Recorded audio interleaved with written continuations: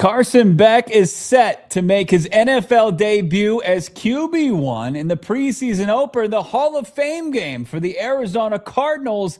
Hear from Beck, and we look at maybe how he can prove something to this team. Plus, Jacoby Brissett, he got ranked with the other veteran quarterbacks. Where's he sitting? Yeah, somehow Jacoby Brissett couldn't crack the top check notes. 32 quarterbacks in the NFL, and that's just the veterans. What does it say from the rest of the league about the Cardinals quarterback room? Carson Beck, please save us. PHNX Cardinals, we're here to save lives. Starts now.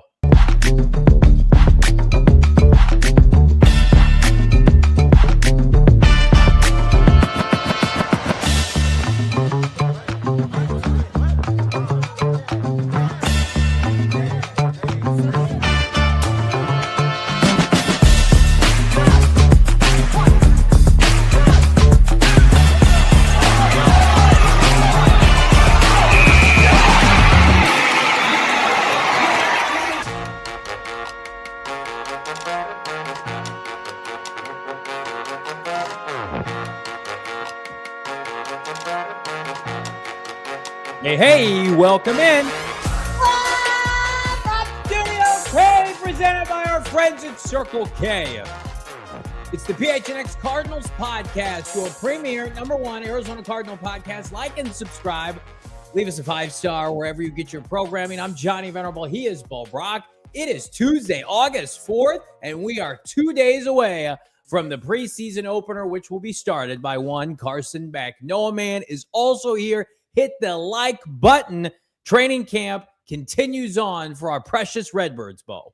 Gotta love it. And PHNX Cardinals training camp brought to you by Circa Sports. $30 million in guaranteed prizes. Cash in this football season in Vegas with 3 Circa Sports contests. Enter Nevada. Play from anywhere. Visit circasports.com for the details. Long list of incredible people already joining us in the chat. Jenga Man, Bees, J Booms, Terry Clearly, Burnt Marble, G Willikers, Kojo Nation, Z-Man, Deb, Claymore Jones, Green Bongos, Roundhouse Mouse, Skinny Ass Pedro, Tucson Goat Guy, Dowser. How about Isaiah, Kyle Haley, the Big Bird 92, Colin, JT's URL. Yup, yeah, Snacks, Joey, so many great people ready to rock and roll, talk about and preview Carson Beck's huge opportunity here on Thursday night in Canton, Ohio. I see in the chat. Let's just dive into it. Let's glaze it up. As the kids would say, we're here to glaze, right? Carson Beck, we spent a good portion of Monday's show talking about the rookie. You had Bo called it an up and down practice. And listen, even after this news broke, I said, he has been good. He has not been great. Do I think he will be great on Thursday? I do. I think he's going to have a great performance. And kudos for the Cardinals. You know, after the Jacoby Brissett hoopla this offseason, after the fact that most people feel like they're going to be the worst team in the league, you know, they have one-upped the Carolina Panthers in at least this aspect. Carolina and what they're about to put out there with Kenny Pickett, I believe, is going to be unwatchably bad. Kenny Pickett, to me, is I can't believe he got drafted as high as he did. Carson Beck's going to play well. And then I firmly believe the narrative coming out of this game is going to be, hey, the Cardinals might have something there. Hey, that was really entertaining. And they're going to have them on set. It's going to be a great night for this franchise. They have not had too many of those as of late, especially on the national scale.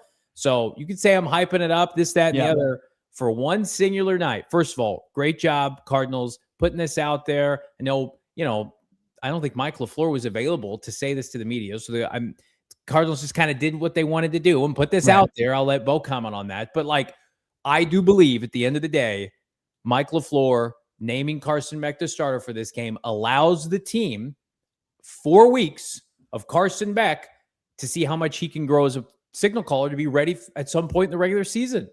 That's right. Is that, if you squint, see Jay Glazer right there. That's that Johnny Glazer.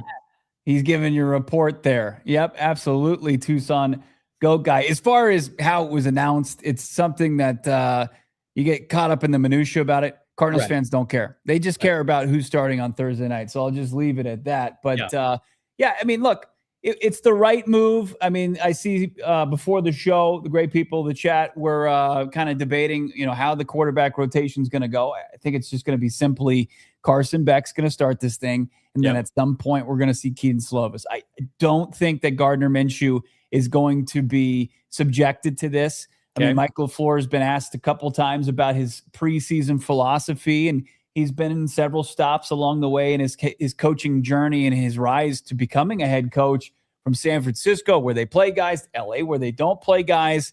But his philosophy overall is, if you've got experience in this league, like Brissett and like Minshew, there's not a whole lot for you to prove in preseason. And he'd much rather, as we've kind of seen the theme throughout camp, get it through not the meaningless stuff. Obviously, learn the offense and get prepared for the season, but make it to the season when it counts.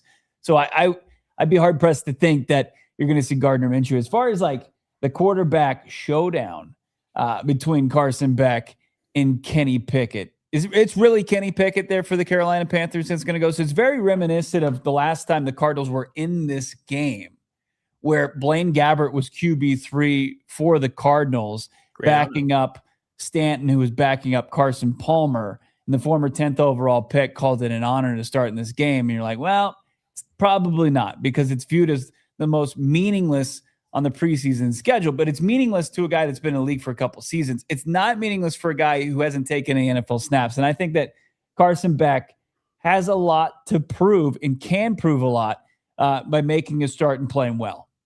I think this is baby hands Kenny Pickett's like 5th team in 5 years, or 4 teams in 4 years, something like that. I mean, we'll see. I Carolina, to me, is not the story of this game. The story of this game is Carson Beck and maybe Jeremiah Love. If you're an average casual NFL fan and you turn this game on, unless you're diehard Carolina, your eyeballs are going to the Cardinal team. And how often are we able to say that?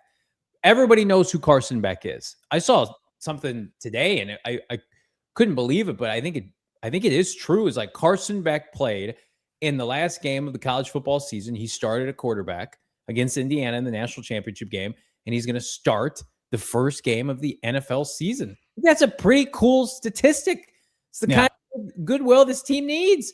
Now he just has to play well, right? What we can't have is middling to below average to underwhelming and interceptions and turnovers. But again, like, I've seen Beck in practice. You've seen Beck in practice. I've been impressed with what I've seen. At no point has it felt like he's been overwhelmed. Sure, there's days he looks sharper than others. And Mike LaFleur said, like, they don't game plan for this game. They're literally go out there. For those of you who don't know, I don't know if everybody does the preseason like this, but this is what Mike's doing. They're just going to run their plays, right? And they're not going to worry about anything with Carolina. That being said, like, with these other quarterbacks, I'm going to bring us back to this, with the Russell Wilsons once upon a time and the Dak Prescotts and these guys that eventually took hold of these jobs and stole it from became their predecessors. You have to play well in these games. That's why people are like, oh, you're making too much about this, that, and the other. No. If he plays well in this game, the chatter is going to grow, because what our perception is of Jacoby Brissett does not matter. The league's perception of Jacoby Brissett is what matters. The executives, the coaches, we're going to get to that later in the show. The Cardinals know that. The Cardinals know what the league feels about Jacoby Brissett. Everybody understands what this is. So it's in everybody's best interest. Like, they could have easily started Minshew in this game and said, Beck's going to play majority of the game, but we're going to start Minshew, get him ready. It's like, why are they not starting Minshew? And I don't know if Minshew's ever going to start one of these games. Right. It's because they are getting Beck ready to be the quarterback 2 and eventually take over for Jacoby Brissett. People obviously will watch it and they'll digest it, I think, with a grain of salt, and rightfully so. But it does present a open box that Carson Beck and the Arizona Cardinals could check here. Right. I really legitimately believe that. And you can roll your eyes at that all you want, but if you really kind of look at this thing as far as where the Cardinals and the lack of clarity at the future of the position, and you've got this polarizing prospect in Carson Beck, like, if he goes into this Thursday night and he doesn't play well, he plays poorly, it doesn't disqualify him, but it makes it a longer road, I would think, for Carson Beck. But if he checks the box and he plays well, that changes the perception of him as a prospect, and it changes pretty much the future projection potentially of the position with a long way to go. But you have this as kind of the starting line for that. And why not lean into that? Because, I mean, if it does go well, it's fun. If it doesn't go well, we remain in quarterback hell. 100%. That's the only thing on the line. Yeah. Take us out of the depths of quarterback hell Thursday night. Carson Beck, we know what Gardner Minshew is and isn't, right? I don't need to see Gardner Minshew ever start for this team, with all due respect. The only scenario that I would ever want to see Gardner Minshew start is if Jacoby Brissett plays well and God forbid he had to miss a game and they're like, and they're in the playoff hunt and they're like, we trust Gardner Minshew for one game to help us game manage a game, on Sunday Night Football late in the season. Very specific set of circumstances. Otherwise, again, they've made their bed with Jacoby. He and Gardner Minshew are of the same caliber of quarterback. You agree with that? There is no reason to have him start games for you ever. And that's not a knock on him. Yeah. That's just like either or. If you went with Minshew, then there should be no reason to have Jacoby around. Beck is the wild card. Beck is the rookie. He was the 65th overall pick. Get that picture out of here. He's the 65th overall pick. So I'm making my glazed donuts. He is next in line. So like this, we're nitpicking the Jeremiah Love RB1, RB2. Carson Beck will be the first quarterback off the bench to play this year, pending if Jacoby pulls a hamstring in week 1 and they're like, just put Minshew out there. I love this because what it does is it allows Carson to prepare during the week to be the starter.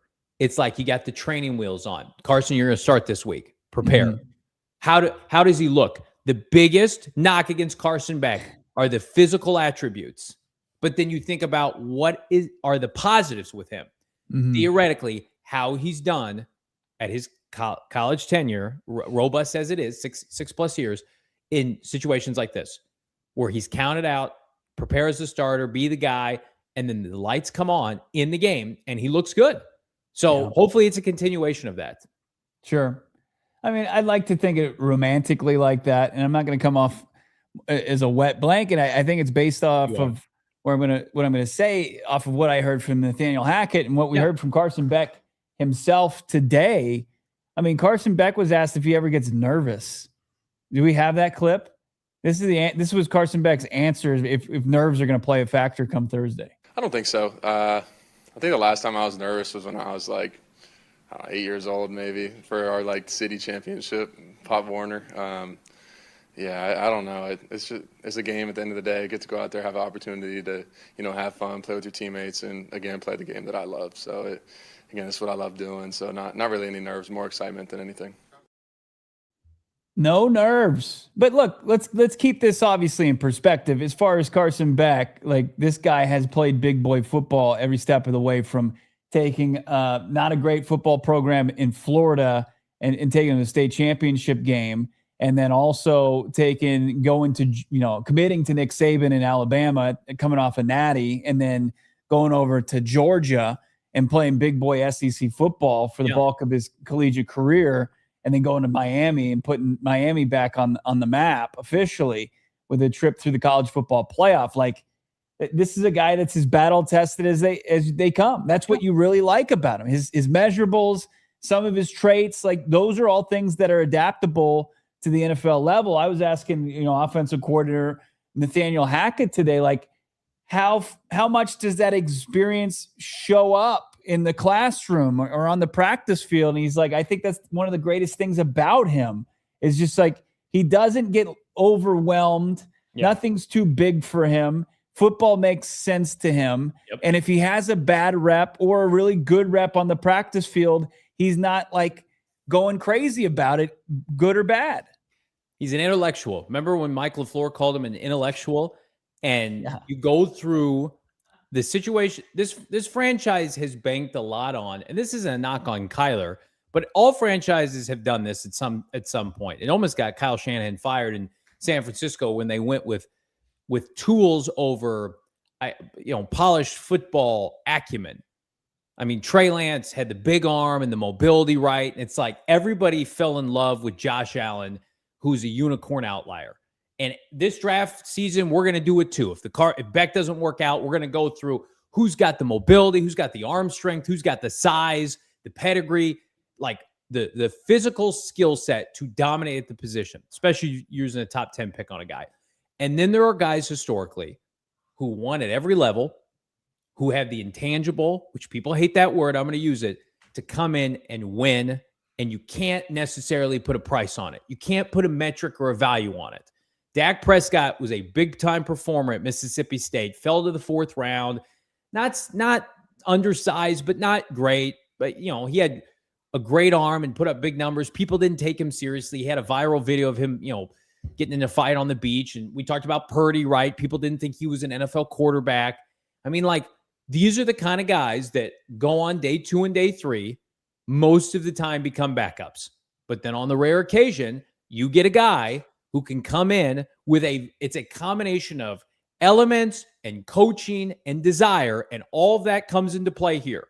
Offensive head coach coming from systems that are very quarterback friendly, that have seen quarterbacks of his skill set have immense success in the past, combined with elite skill players, and combined with a quarterback that you just can't put my finger on it. I really like what Carson Beck brings to the table. That's why he has a chance, but he's got to show it. But I'm going to tell you right now, the way he's coming on in practice, pushing the ball downfield, throwing touchdowns on a daily basis, I think he's going to come out and own it on Thursday. I think he's going to be one of the more impressive players in this game. You guys are killing me in the chat. We'll get to this one last Beck clip. We'll save the rest for later. But what is Carson Beck?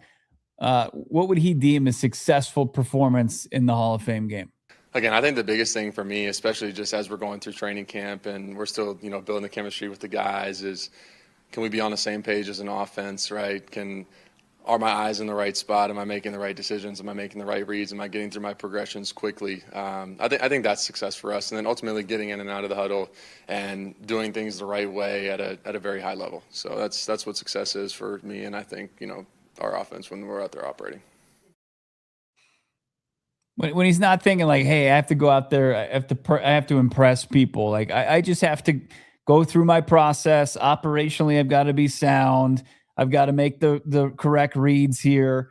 And he's a guy that at the college level faced the best competition that you could. So he shouldn't be sped up as some of these other guys like that he's going to be going up against defensively for Carolina. And he's going to have some sort of comfortability now, I think.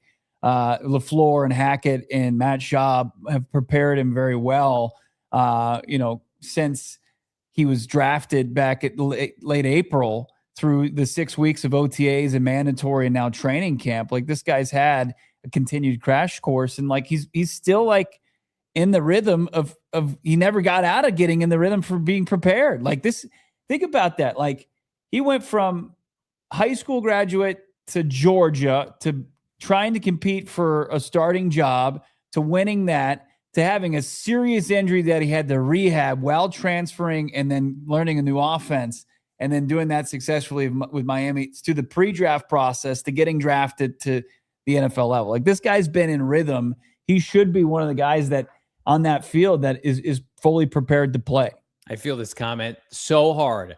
Rare good day to be a Cardinals fan. 1,000%.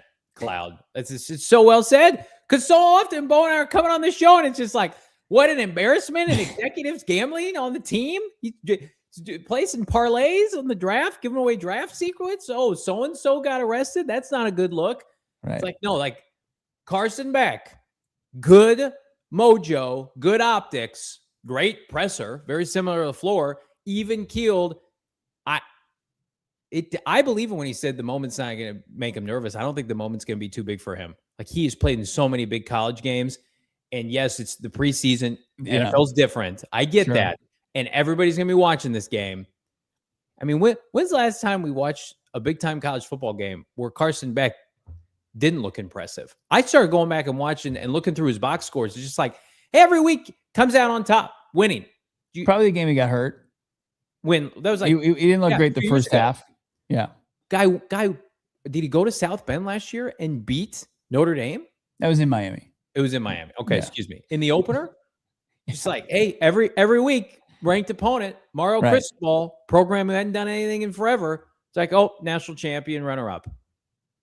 All right. There are people in this market that are committed to the bit of going with a 33-year-old that's 1-11, and they think it's going to allow this team to be a playoff team this year. The best course of action for this franchise is for this kid to hit and you never look back. Because what it allows you to do is it gives everybody in the organization momentum and juice. You don't have to tank this season. Mike LaFleur doesn't have to wear the scarlet letter of a terrible first year as a head coach. Give yourself a chance and give him a chance. And I think that's what this start is. This is the first step into a larger world for Carson Beck and the Arizona Cardinals. It's a baby step, but it's the first step.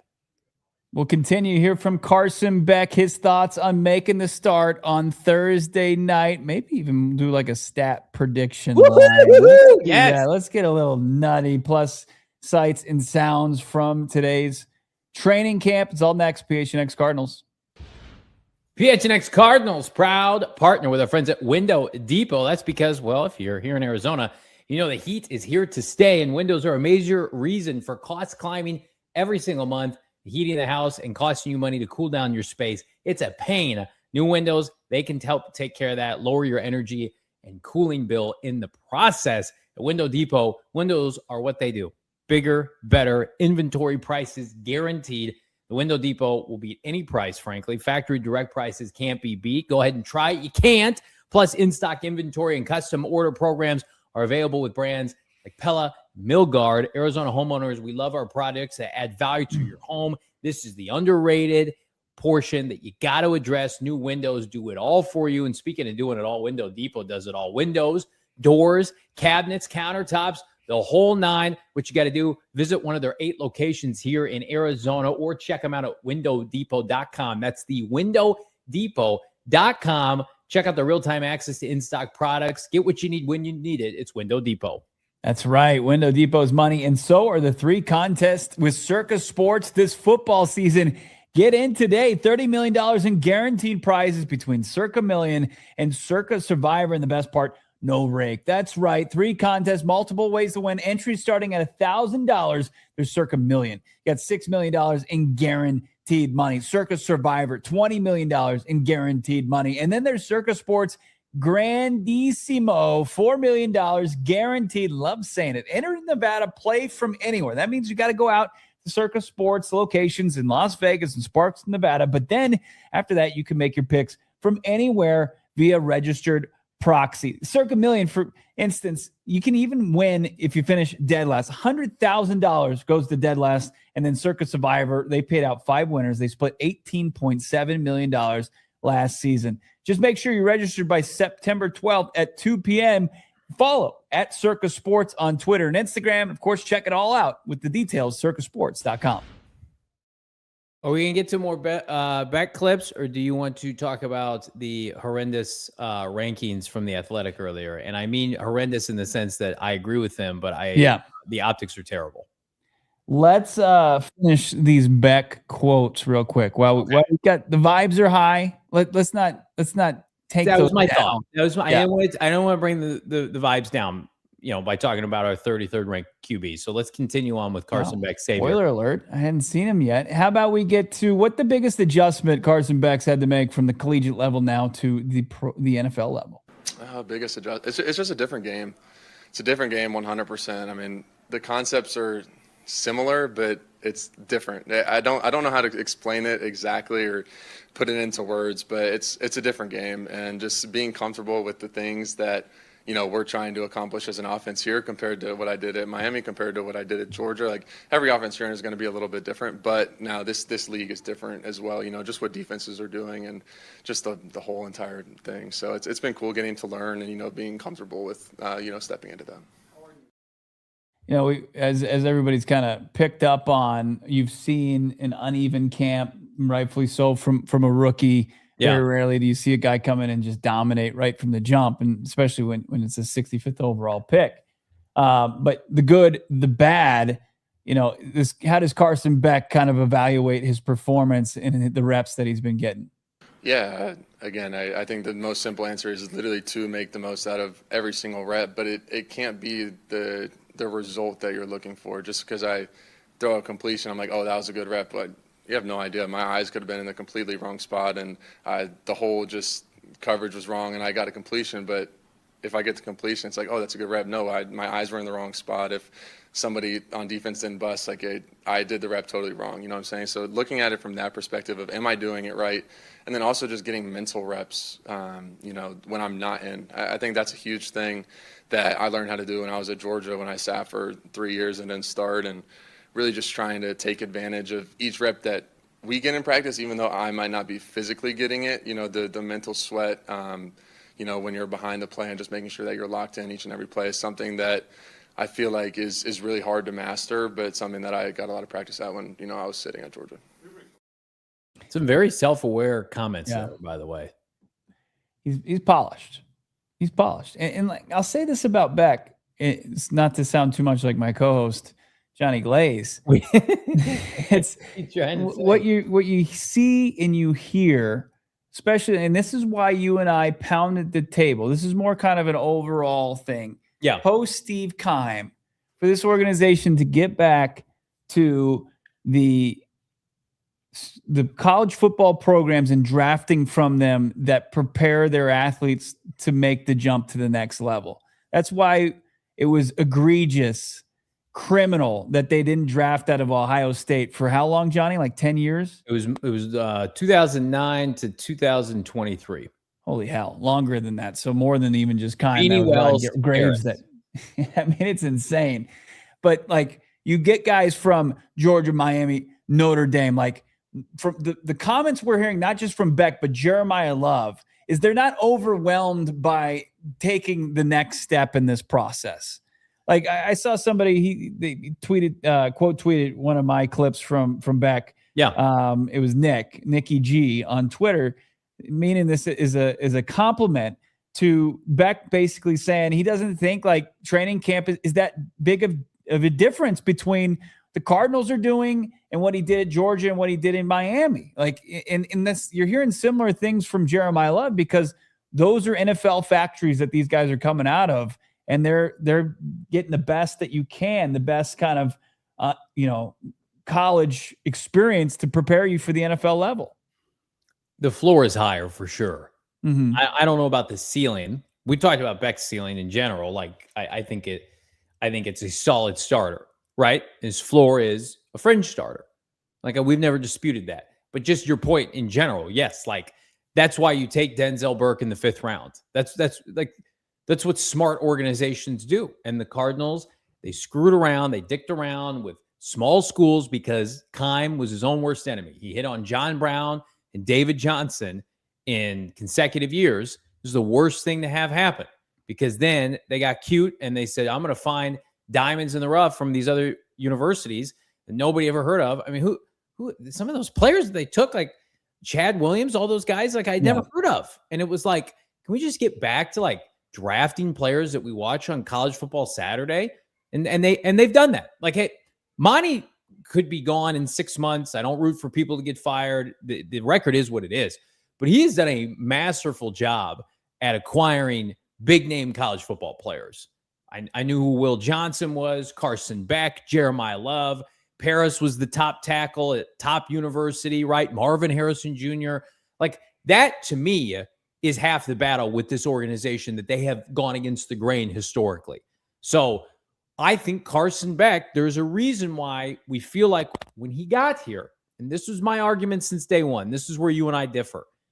If it is close with the guys at the top of the depth chart and a guy who's a rookie who you need to evaluate, it is in their best interest, given his resume and the amount of football he has played, to start him. Now, they're not going to do that, and that's their decision.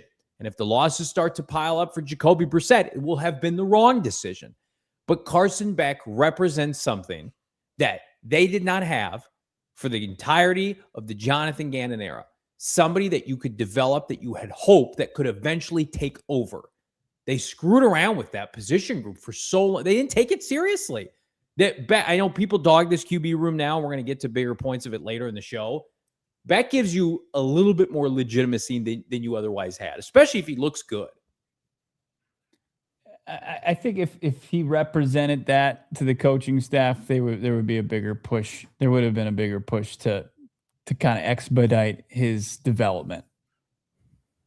So, like, if it somehow gets to that point, it's going to be on the shoulders of a Herculean effort from Carson Beck and making himself more undeniable than I think people anticipated in the preseason and throughout training camp. But don't you feel like they were always committed at this point to just giving Jacoby, the quarterback, one job, because there was no quarterback in the draft this year that you were going to take in the first round that you could start immediately? And that may have not even played a factor in it anyway, but like in hindsight, like they were always going to eventually come to grips with a deal with Jacoby and just name him the starter.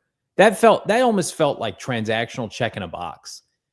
Now it's like when real football happens, everything is up for grabs, and you should not be assured of anything just based on how much you make or where you were drafted. And I think Beck represents that. So, I mean, we're going to talk about Jacoby later. I don't want to cut off our Beck conversation. Jacoby is going to have to play well to keep this job. Sure. I mean, anybody across this roster has to play well. You would assume that there has to be some sort of urgency to put forth competitive performances, and that what we witnessed at the end of last season is going to be unacceptable, but we'll see. Look, you guys can take me being hesitant, whatever, as far as Carson Beck. Let's see him play first before we start to take issue with what I'm saying about Carson Beck, to say, hey, the 3rd round pick, it might be tough to see him as QB1 week 1. But look, you guys, I love the passion. You can jump on board. You can gobble up all that Kool-Aid, drink all that Kool-Aid you want. But I'll back my co-host, because there is authenticity from where Bo is coming from. Whereas there are a lot of people here locally that are inauthentic, that are blindly supporting, I believe, Jacoby Brissett. That is not what Bo is doing. Right. Bo and I are on the same page as it relates to Jacoby. This is what it is. I believe, you probably believe, it's the wrong decision based on the options that were available this offseason. You should have did something different. They didn't. I'm of the mindset you should start Beck. You're of the mindset that he's not ready to start. Right. And you're going to have to be convinced. The biggest thing for Bo is you have to be convinced that he is superior to what you could get next offseason. Yeah. Look, I mean, let's just use this very small example. Okay. The Marv catch from yesterday. Yeah. Jacoby Brissett ripped that thing downfield. Yeah. That's something I have yet to see Beck do. He's made a lot of nice throws. Fair. And I think that adds another element to this offense. And then there's just going to be certain things that Carson Beck's going to have to just experience at the NFL level to reach the level where Jacoby is. And it's not like astronomically unattainable. High, yeah. Right? It's very attainable. And that's what I've been saying the whole time. It's just people are hook, line, and sinker on Beck, and that's great. Like it's fun to see something and view it as hope at the position. I just still think that there's not clarity as far as the future of this position yet. Do I want Carson Beck to represent that? I want anybody to represent that. I don't want to continue this quarterback hell or quarterback purgatory any longer than we have to endure it. But look, step one is Thursday night, and I'm going to be rooting for a great performance. And then step two is going to be stacking performances. What do we got from Madhouse Mouse with the elite profile pic of Johnny in a Krispy Kreme outfit, Johnny Glaze? Bo has the sensitivity needed to soothe a baby calf. Wow. You're a sensitive guy. Yeah. You're a straight shooter. You're a straight shooter, and you're also sensible, Bo. Mr. 401k. We know and love him. All right, let me ask you this, because then we got to take a break, and then we got to talk to Kobe. Well, let's say I'm not giving my official stat prediction. We'll say that for the end of the show. Carson Beck throws 3 first-half touchdowns and looks awesome Thursday against Carolina. What will be your reaction? Yeah, I'll have just as an unhinged view as everybody else. No doubt about it. Will you call for him to start? Depending on what it looks like, would you call for him to start?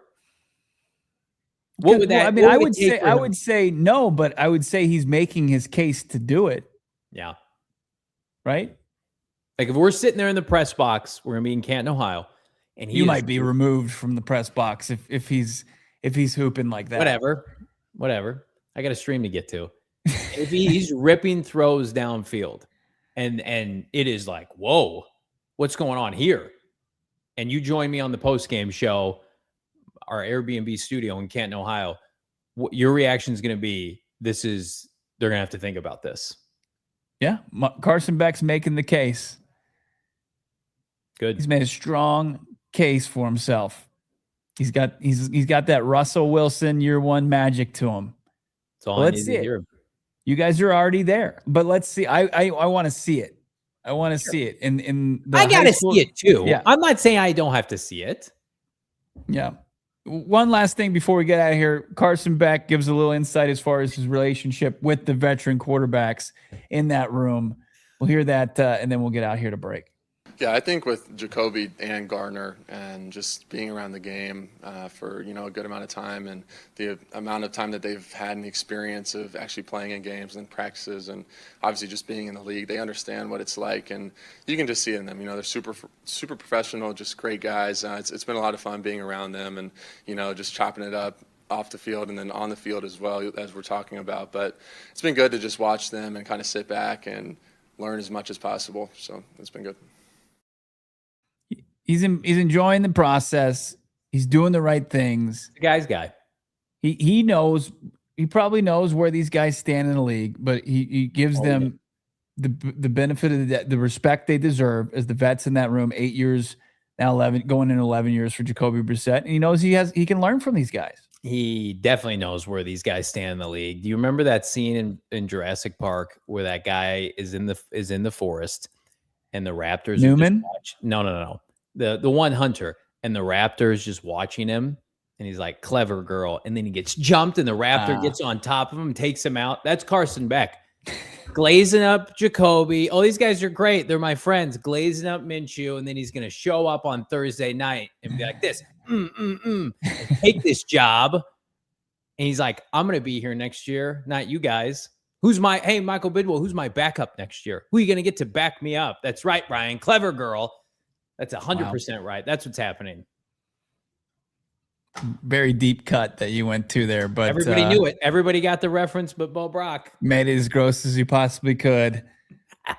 Hit the like button. We're talking about the 33rd best quarterback in the NFL after this.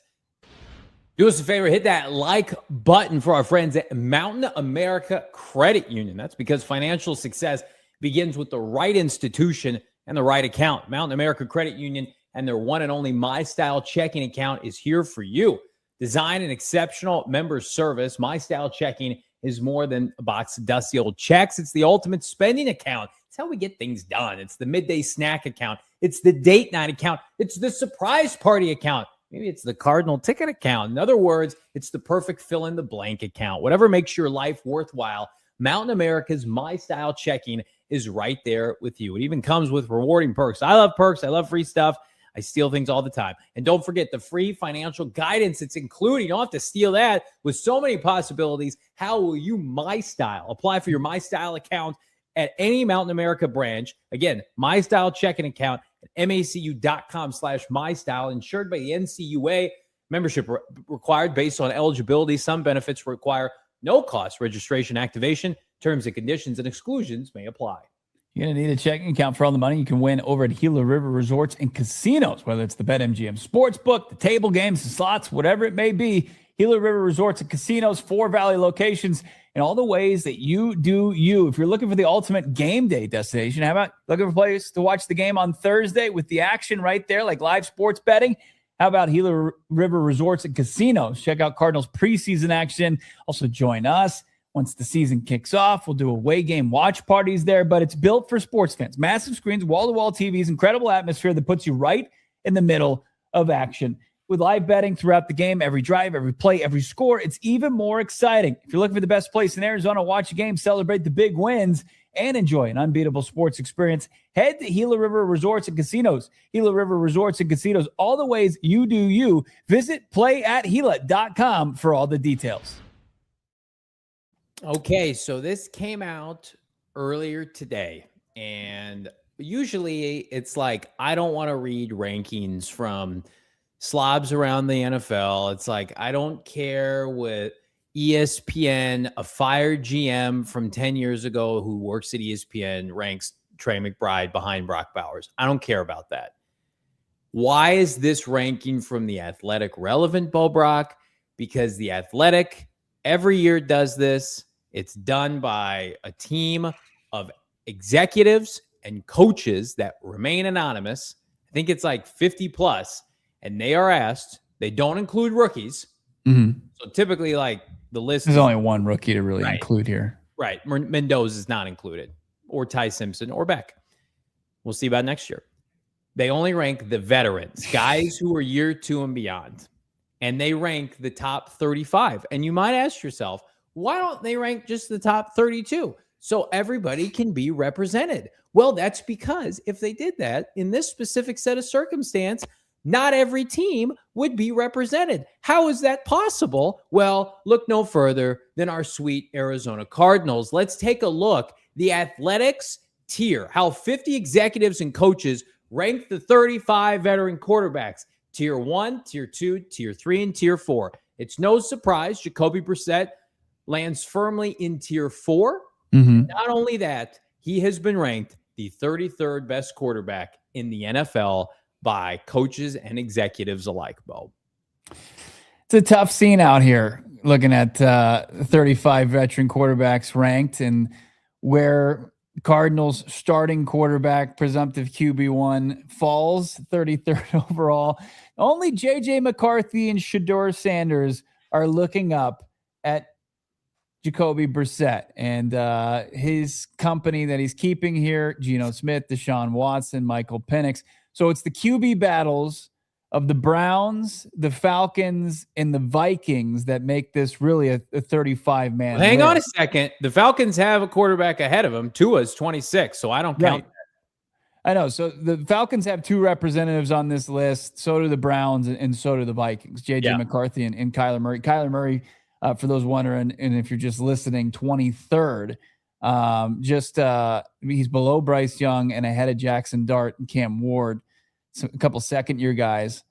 But, man, a little salt in the wound as far as just how things have gone this entire offseason, the approach to the quarterback position. And you see a guy that so many people want to pound the table, Johnny, and say, hey, he's more than a backup.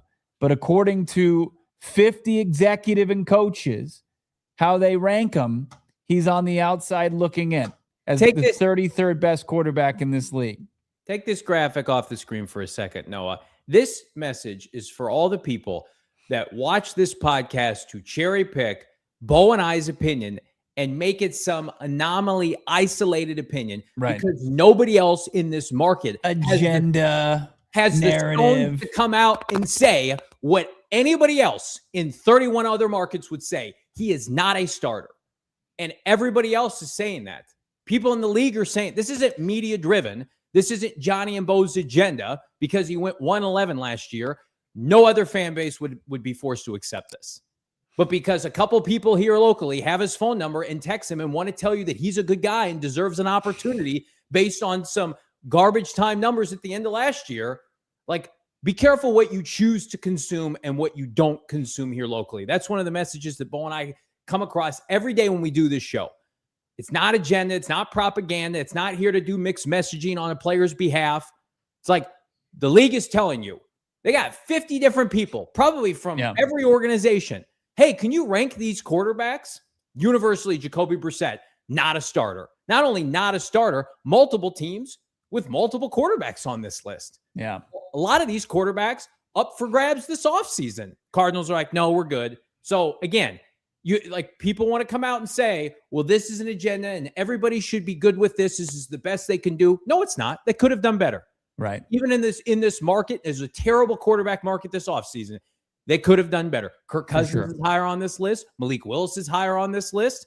I hope Jacoby Brissett does well. This is not a personal attack on him, but just like, come on, cut the shit, everybody. This is what the league thinks of Jacoby Brissett, and this is what Paul and I have been saying for 6 months. Yeah, 50 people have said this. Right. And I'm sure they took it, average ranking there.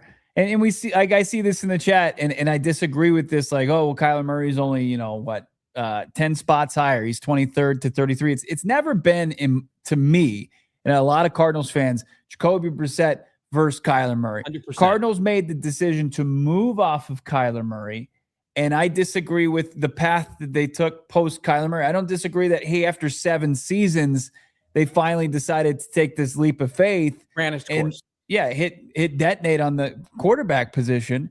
But I vehemently disagree with the direction that they went with a backup quarterback who held, strong arm him to a pay raise. So yeah, this is just continued bad luck. And can he save it a little bit with better performance? No doubt about it. It's going to have to come in the form of winning football games. People still don't buy into the faux stats, and they shouldn't. We've got the breakdown here of what was said about Jacoby Brissett. Yeah. I think it's very complimentary. It is.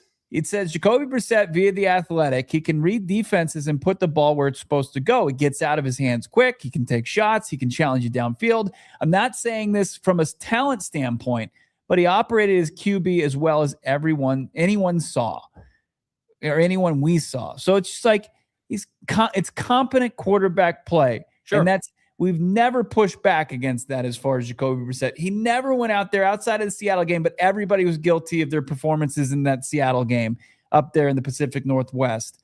He never fell on his face and embarrassed his franchise with his play. But to make the move that they did and kind of pivot back to a guy that was part of a team that went 1-11 and 12 starts, and then try to kind of paint these stats as legit, that's where we push back and we say that's not a good enough option for this Cardinals fan base that has been deprived 10 years now since they made an NFC Championship run. It's all about circumstances, right? Like the Cardinals had an opportunity to have a fresh start, and they chose not to have a fresh start. Because, I don't know, they got feedback from players that they like Jacoby Brissett. I like Jacoby Brissett. Just keep him on the roster. Don't anoint him the starter in March when you don't have to. Go out and get competition. What would be the worst thing in the world to say, like, hey, Jacoby, you're going to be in the quarterback room again. We're going to bring in somebody else. We'll see what happens. It's just like anointing him the starter. It's because they struck out. It's because they struck out on Malik Willis, and Jimmy Garoppolo didn't want to play here. And they didn't get serious about anybody else. We don't know. Like, did they reach out to Derek Carr? Did they reach out to Kirk Cousins? Did they reach out to Aaron Rodgers? Let's see this list one more time. Like, we're looking at this list, and I'm going to tell you right now, you're going to think I'm nuts. Like, I would rather have Shedeur Sanders upside for a year just to see what he can do. He won some games at the end of last year. Like, that's the equivalent of, like, I disagree with that. I know. You're anti. McCarthy stinks. He can't play. I would probably take Brissett over Michael Penix.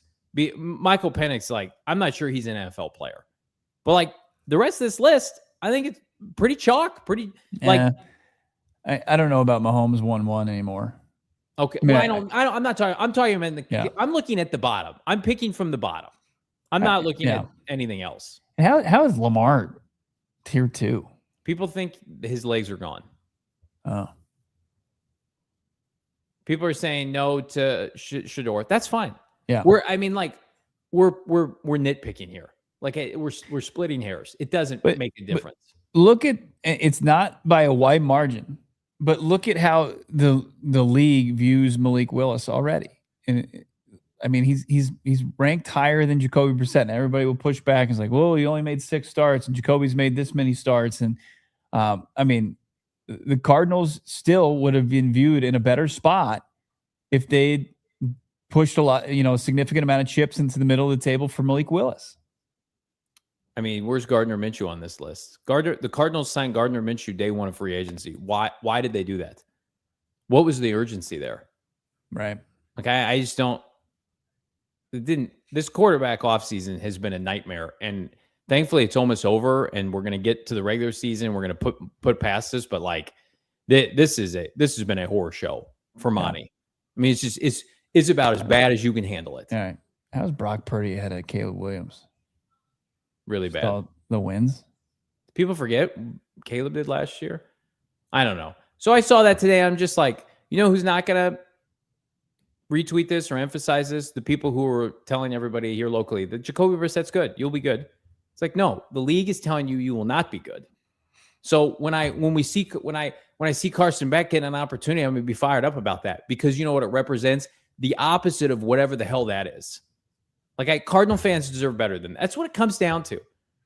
But be my friend, text me back, and he had some good moments at the end of last year. It's like, no, guys, this franchise is desperate for relevancy. They are desperate for a spark, and you're letting something linger from last year. This isn't even like a Jacoby Brissett person like conversation. He got his money. I'm happy for him. He's set up. We'll see where he's at next year. But like, this is a bigger conversation of like how not to do it in pro sports, how not to address the most important position, especially, Bo, is your point. You're moving off Kyler Murray, who is a polarizing figure, but he's a franchise representative, not icon, but you know what I mean? Like he's the face of the franchise for over 5 or 6, 7 years. Have a plan. Right. I mean, he's 23rd is not great for where he was drafted and what type of money you've invested in, but at least what talent evaluators in this league view him as is firmly in the top 32. Yeah. And that's where the big pushback comes from on our behalf. So you guys continue to crush it. We got your super chats coming up next. Plus, we're going to update you on some of the key position battles because we talked to the top coordinators for the Cardinals today. It's all next year on PHNX Cardinals.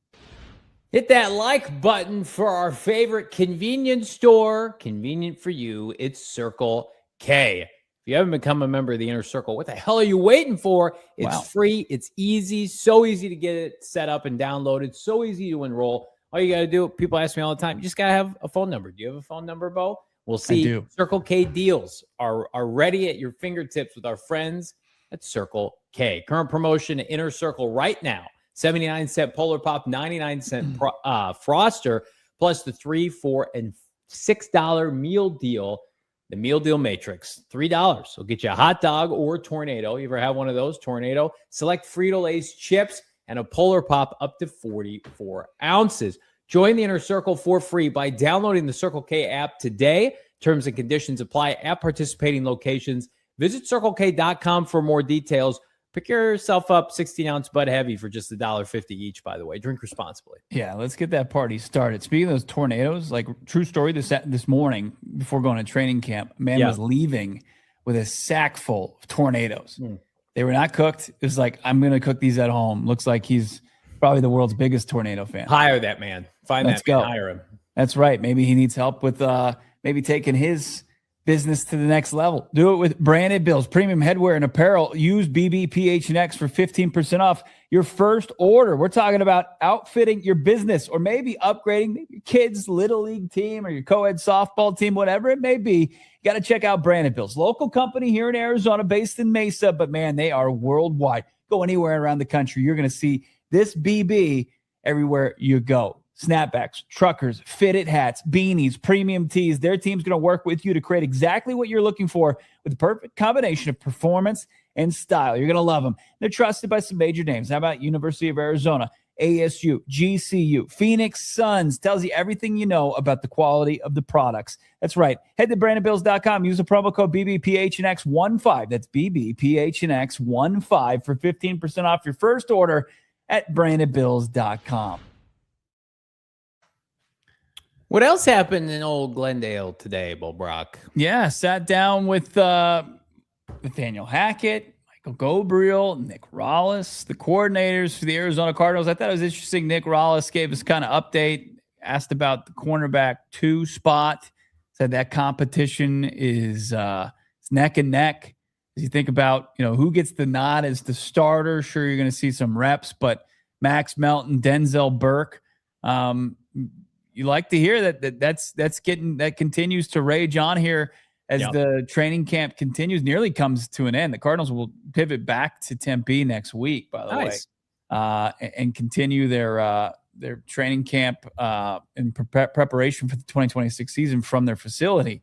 But that, and then also that, kind of what we talked about yesterday with Josh Sweat.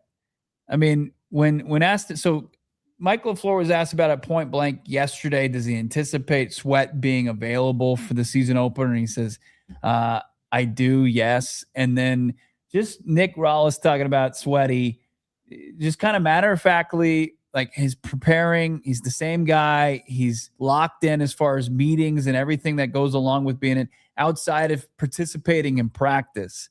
I just think that this is Josh Sweat utilizing his position with the organization and the low expectations for the team as leverage to prepare for this season how he wants to do it. Nick has the remaining link relationship to Sweat. So I trust Nick. If Nick is positive about it, like I think Nick's probably the best person to be able to convince Sweat that this is worth investing in. And I know Sweat's being paid 20 million reasons to be a good soldier, but I mean, like Nick had a very tumultuous season as well. And it was a very emotional month of January for Nick. Nick was basically held hostage at the organization while they interviewed his replacements, and then they pivoted back to him. So like Nick and Sweat, like there's a lot of relatability there. So I trust Nick to be able to convey that message to Sweat. We need you. I need you. Let's go out there. We know the product we put on last year is not indicative of who we are as a unit. So I believe they're going to be able to salvage whatever this is until the trade deadline, and then their record will dictate what they do with Sweat. But I don't think there's any, I see people still speculate, and we had some clips go out from other podcasts we've done, and it's just like, oh, Sweat's going to Green Bay before the open. They're not doing that. He's going to be on the team on week 1, and really then it's going to be up to him and the Cardinals as to how they move forward. How are we moving forward? We're going to get into these super chats. Well, let's do it. Before we get to these, how about this? A couple news and notes came down today around the league. Bijan Robinson signed for a massive deal. Arizona native, Tucson. He gets a ton of money. What do you get? $70 million in total? Yeah. 75 and 75. Then 51 million guaranteed. So our sweet boy Jeremiah Love still has the most guaranteed RB2 money. though. RB2. RB2 though. But Bijan, maybe a sign of what's to come for Jeremiah Love if he plays up to where he was drafted. And then as Paris Johnson Jr. made his way back to practice today, and just a light jog through, it was very easy conditioning today for the Cardinals, as did Michael Wilson and Budda Baker. But tackle from the very same draft as Paris Johnson Jr. was inked to a very lucrative extension. Yeah. This was Malta reports, but we have Fowler outlining the deal. The Bears and right tackle Darnell Wright reached agreement on a 4-year, $116 million extension with $93 million guaranteed. That's per Fowler and Ian Rappaport. Biggest deal ever for right tackle, most guaranteed money for an offensive lineman in NFL history. And then just kind of went through the Bears and his representation came to terms there. But here's the difference. Darnell Wright was drafted 10th overall in that draft. Paris Johnson Jr. was 6th, and Skoronski was in the middle, right? So Wright was the third tackle off the board. Yeah. But he's got an all-pro on his resume. Paris, I think, was an honorable mention he was a Pro Bowl alternate. So I think he can get close to guarantees, but I don't know if he's going to be able to best that total. Well, he's also right tackle versus left tackle. Darnell Wright's a right tackle. Right. So, like, he's the best. They're saying basically he's the best right tackle, either or with Lane Johnson now in the NFL. Does Lane Johnson still play right tackle? Yeah. My thought process on this is I think Paris is better than Darnell Wright. I think he's more consistent than Darnell Wright. Mm-hmm.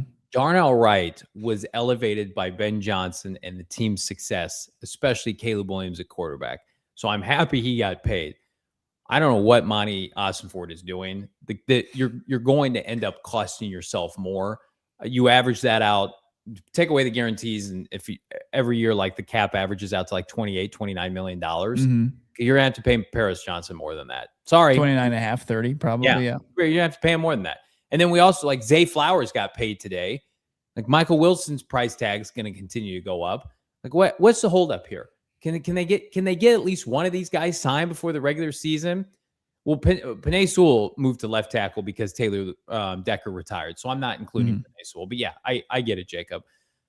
Does Paris Johnson get a deal before the start of the regular season, Bo? I think so. Okay. I think it'd be easier to come to terms with Paris than it would be with Mike, because I think you've got two sides here that could benefit from the season, right? And I mean, it would take Mike betting on himself to get there. Yeah. Zay Flowers, you look at the numbers, like he's got 2,000-yard receiving seasons. He's a first rounder. He had that number one option there. Yeah. And I think the same thing for all of Chris Olave. Yeah. Even with them drafting Jordan Tyson, like, I don't know if you're Mike in Mike's camp there, if you can approach those numbers, I think you're still, I think, best Christian Watson's deal, which was right around, just over 90. Can you approach Alec Pierce, who the Colts are investing in earlier than later? I don't want to make this like an anti-Monti segment, because I think Monti's done some good things here. Anything free agency and free agent adjacent, meaning extensions to anybody not named Trey McBride, just think he is not great at. I don't think he's got a good timing of it, a good pulse of it. I don't think he's aggressive enough. And I like the Jacoby Brissett thing, I think speaks to that. Like that whole thing was an embarrassment. And then my vantage point is you caved. And I'm not hung up on the number. It's a drop in the bucket. And I see people in the chat saying, like, why aren't we spending? We had $150 million next offseason. I look back at some old tweets of mine from like 2 or 3 years ago, and that's always been the case. Cardinals are going to have $90+ million this free agency. Cardinals are going to have 70. Just like, I don't think he's good at this side of things. I think he is a scout that can scout players really well and put together some nice draft classes.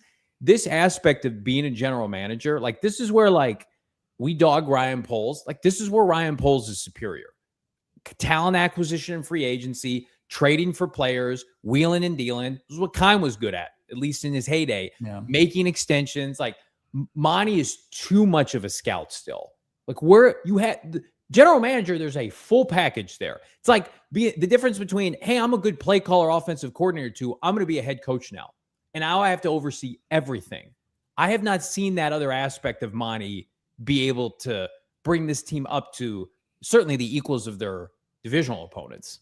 I think it's a little bit more nuanced than that. Like Trey McBride made the case in a going into a contract year where he had a massive season, and you could justify throwing, and resetting the market at his respective position, where it's you don't have those things that you can just point to that just say automatically do that for Paris Johnson Jr., even though he's a franchise cornerstone, even though Michael Wilson, like you want him in the organization going forward, whatever that looks like. It's just trying to find the number that makes sense. And that just makes, and I'm not just saying, hey, like try to get him at the lowest price. Like you want to celebrate these wins as far as you draft them. It's just, It's not as easy as the market's changing. And yes, it's going to cost you more and more the longer you wait. But I don't think it's as easy as, hey, just for Paris, like toss him top tackle money. For Mike, toss him the most money that you could for wide receiver 2, because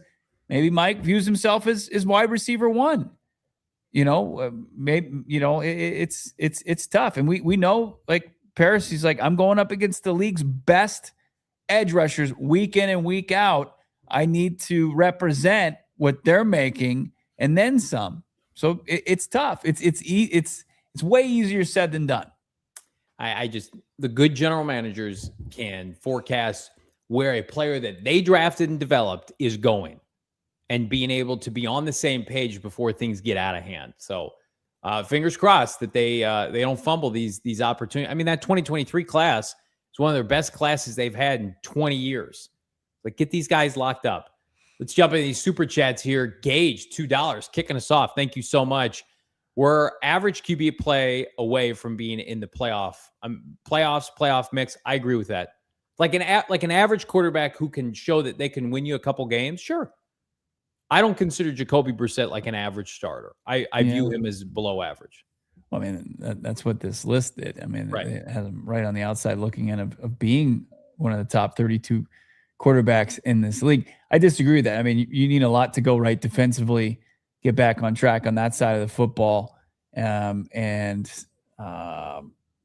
You like, there's a lot of things to be excited about, but I think, especially with the schedule, you're going to need better than average quarterback play at times. Jenga Man, $2, Bo. Beck gets to start and end his career in Canton, Ohio. Very fitting. Poetic. Special. Poetic. That's what that is. We're going to be old men. So Carson, and he's going to be inducted and enshrined into the Pro Football Hall of Fame. And Johnny's going to be there. He's probably going to be the one that enshrines him, inducts him. 20 years from now, that'd be special. How about this from Desert Vulture? Remember, we played 21 total games, most in the NFL. Expect vanilla experience. Please, no injuries. Praying patience till September. Yeah, knock on the biggest piece of wood. Nobody gets hurt. Nobody gets injured. Nobody goes down. And there are plenty of coachable moments. But Desert Vulture, this fan base needs some good stuff to go down even this month. Let's see. How much do you think Jeremiah Love's going to play? A possession? Yeah, I don't know. I mean, Love wants to play, and then Hackett, he wouldn't reveal how much. He's not. It's not his. It's above his pay grade. And then LaFleur didn't talk today, so I think we'll know tomorrow, like, what the expectation is for the Cardinals' top pick. Desert Vulture coming back from the rafters, gifting 5 PHNX Membies. Desert Vulture, the GOAT, in chicken form. We appreciate you, my friend. If you get one of these free memberships from Desert Vulture, consider re-upping. Just $5 a month. You get access to a plethora of great benefits, including a jockstrap emoji with my face on it. That's a cardinal, isn't it? I thought it looked like a chicken. Maybe it's Isn't that a gray cardinal? Yeah. I see it now. I've always thought it was like a chicken. I thought that was a chicken. I could be wrong. No, you're right. You're right. I'm definitely wrong. I'm wrong. Oh, man. Keeping it going here. Member for a month. Welcome. Top G. WWE Royal Rumble 2027 will be at State Farm Stadium, so you can see Dan Hassan in the flesh, Bo. He sucks. Me or Dan Hassan? Johnny going to glaze him, though. Glaze him up? I'm not going to see Dan Hassan in the flesh. I will not be at Royal Rumble. He'll be at Super Bowl. You'll see him there. How do I get tickets to Royal Rumble for cheap? That's what I need to find out. Who do I need to? How many places I got to rub elbows with? I need that from you to do that for me between now and February. Get me 2 cheap tickets to the Royal Rumble, because I'm not paying what it costs to go to the Royal Rumble. What WWE is charging right now. Not doing. We were talking about this today. Like, where in the fake wrestling season does Royal Rumble fall? It's the road to WrestleMania, and it is probably outside of WrestleMania the best event that they do, because it's got the Royal Rumble match. You know what the Royal Rumble match is? It's 30 guys come out one at a time, and you got to get thrown over the top rope. It's a staple. It's a classic. I will say, out of all the wrestling events, this one's by far the best. It's like the Masters. The Masters of wrestling. Of wrestling. I prefer it over WrestleMania, 100%. Oh, wow. Special. Michael Bibble was out there with Dana White today at State Farm Stadium. Wild times. Dana was probably like, hey, what's going on with the football team this year? He's like, no, let's talk about WWE. I got that guy, Angelo. How's the second round guard look? And is he playing? I would imagine Chase Pasantis is going to play on Thursday night. Nice. He's seeing his first reps with the first team here and there, but it's sparing. But he's been primarily resigned to second team reps. Chase Pasantis, a little bit more development necessary for the 34th overall pick out of Texas A&M. Do you think Isaac Selamalo's been bad? A lot of people are pushing a narrative thus far that Isaac Seumalo has looked bad at training camp. Do you subscribe to that? No. Okay. Because normally, like, when somebody looks bad, it's a topic for conversation. He's not somebody I feel like we need to bring up and discuss on this show. Okay. Just checking, my guy. Bees. Bo, when will we get the Schaub press conference? You know what? We were supposed to talk to Schaub last week, and then they swapped in Fry. And yeah, so we haven't heard from Schaub yet. The Schaub dog. He's a very large man. He's huge. He has to be 6'6". Is he 6'7"? Him and Jacoby are very similar height. They're 6'5". He looks bigger than Jacoby. Loso, $5. I'm going to need JV to drive back to the game in his Prius and talk him up. I can give him a pregame pep talk in the locker room. I don't own a Prius. I do not. And I will not have a Prius in Canton with me. But I will have a phenomenal Airbnb with my two best friends. You don't know what kind of car we rented. If you rented a Prius and try to sell it as my own, I'm not going to be very happy. It would be a great bit, but I think we got a mid-size SUV. Roundhouse Mouse. Do you think Jacoby thinks his days are numbered? No. I don't think that he thinks that. He just got the organization to give him $15.5 million. And that profile pic, elite, it's Johnny, and he's making the donuts. He's making the glazed donuts. I love Keep that same energy when I got to rip this team week 1. Reese, been a member for 9 months. One of my favorites in the chat. Thank you, Reese, my brother. Love the show. Keep it up, boys. The beckoning is in full effect. It was a nice moment for the team today when that got announced. And it was Schefter picked it up, and it was graphics aplenty, and people's, first really outside of Arizona, like, oh yeah, Carson Beck's on the Cardinals. Brian P. How many touchdowns by Beck for Bo to feel comfortable with him starting in September? That's a good question. I love that question. Yeah, I mean, you said 3 first half touchdowns. Like, if he had a 3 touchdown, no interception performance, and he's, obviously completion percentage, he's always got a high completion percentage. Yeah. Like, hey, he's making his case. After one game, if it's on this trajectory, sign me up. But long way to go. Long way to go. You're not Johnny Glaze. You're not going to come on the post game and be like, this is another DTR performance. Yeah. JV, sorry for being a bust. Gonna let you down tomorrow. Oh my God. Got an AI picture of Beck crying walking off the field. That's sad. Do you see what he's holding? Is it Johnny? Yes, it's baby Johnny with the microphone.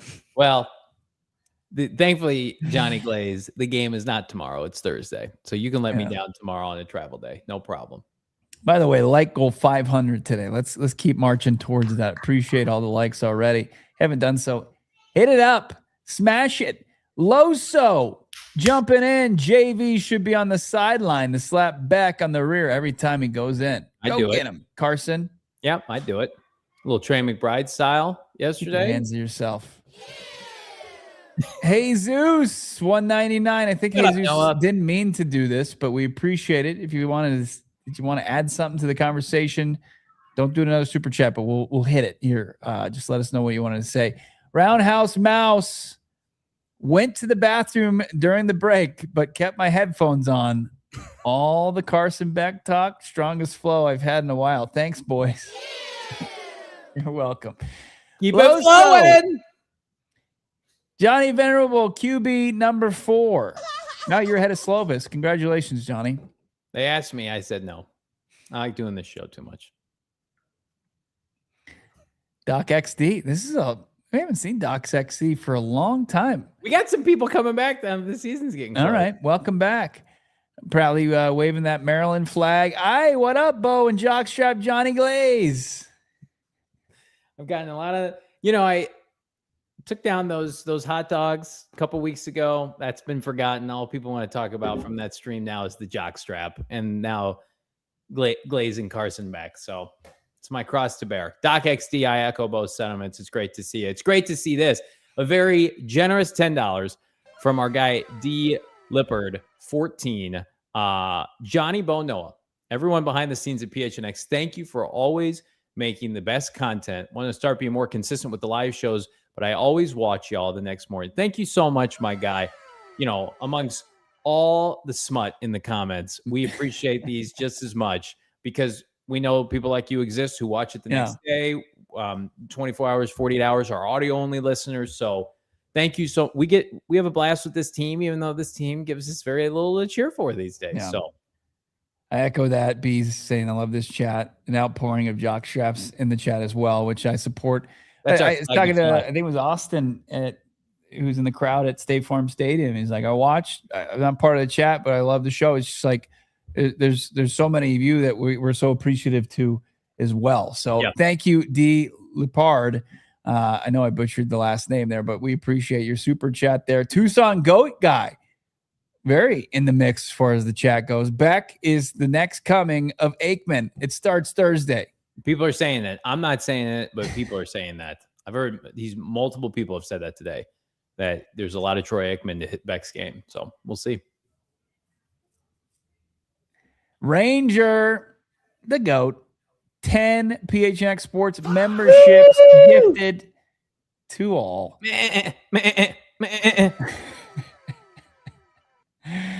Ranger jumping in with just a casual 10 PHNX Sports memberships because that's what he does. He's the GOAT. How about this? This is generous. Desert Vulture, who likes to gift memberships as well. Johnny S., the Desert Cardinal, is a real bird known scientifically as the wow. Pyrrhuloxia. Cardinalis sinatius. All right. It lives year-round in the scrubby desert areas. Johnny is a scrubby desert area. Mesquite thickets and arid plains of Arizona. Gorgeous bird. Gorgeous. I no longer think it's a chicken wandering in the desert. And then Desert Vulture comes back with 5 Membies dropped. Woo! All the beneficiaries of that. Thanks, DV, Desert Vulture. Also, we've got continuing the super chats. How about this from Ben Evans? I'll be at the Hall of Fame game and speech. Hit us up, man. We're going to do a live stream on Friday. It is going to be noon Arizona time, 3 o'clock Canton time. It's a 3-hour time difference. And we're going to let people know where we're going to be at. We're going to be hanging. We're going to be out on Friday. And we're going to do a meetup with anybody in the area that wants to hang out. Go grab some drinks somewhere, maybe some nachos, maybe some wings. All of us hanging out together in Canton ahead of Fitz's induction. Yeah. We're going to be staying in Akron. Just a couple kids from Akron hanging out. If you're in Akron too, even easier. We're everywhere. Yeah. We're all over the state of Ohio. Gross. Ike AZ. Is that Aaron Rodgers in his profile pic? Remember that little Linsanity run where we were talking about Aaron Rodgers as a potential fit for the Cardinals? A lot of people here locally didn't want that to happen because they want this team to be bad. But go ahead, Bo. Could Beck start week 1 with a strong preseason? I think so. Like how strong? Looks how many awesome. touchdowns is he throwing? It just looks awesome every game. There's just the Ike, the word is undeniable. Like if we're sitting here and he looks great, and then I got to watch Jacoby Brissett. I'm like, people are gonna, what are we doing? We got to have a movement. The movement starts tomorrow. It could end tomorrow, but it could also start tomorrow. Thursday. Arizona Cardichokes. Yeah, you're right. It is. I'm thrown off because we did a show on Sunday. We worked Sunday. Shit for saying it was tomorrow, and now I screwed that up. So missed most of the show, but stoked to see my beautiful D-bag throw piss missiles on Thursday. LFG. Pew pew pew pew pew pew. He looks the part. Sounds great at the presser. Now it's time to perform. It's just like riding a bike, man. He went out there with a dead arm for Miami last year in the opener against Notre Dame. It's like, I'll pick up the dub here. I'll pick up the dub. Mario. Hey, Michael LaFleur, I'll pick up this dub on primetime. Is that it for the super chats? Man, you guys, we love it, man. So fun. Crushing it. Banner day here. Tomorrow, we're off. Content doesn't stop. We're going to have a nice little training camp practice recap hitting the channel. Don't miss it. And then also we've got shorts aplenty for you. Make sure you're subscribed to PHNX Sports. Support the rest of the shows as well. We got GOAT Week coming up. We're going to start Rank Week. Sorry. We're going to do some rankings. Look for those on our socials at PHNX_Cardinals, at PHNX_Sports. Follow at Johnny Venerable. Follow me. I don't think Noah's on social media. I think he's got a flip phone now. But we're back for the pre-game festivities. We'll get to this in a second. Pre-game, our next show is the pre-game for the damn preseason game, which is insane. That's our next time we're going to talk to you guys. The old pre-game. Yeah. And we'll have halftime and post-game, full coverage of the Hall of Fame game. Brian P. jumping in here. If Beck throws 10 TDs with 0 picks this preseason and we got to watch Jacoby, there's going to be a lot more Snickers talk. I'll co-sign that. I agree. Jonathan Gannon won his preseason opener 18-17 at home against the Denver Broncos. You ready for this quarterback's stat line? Clayton Tune in mop-up duty, 13 of 23, 135 yards, under 6 yards per completion, a touchdown and a pick. Colt McCoy, 4 for 4, 17 yards. That's what we've experienced in the past. It will be better Thursday. It will be.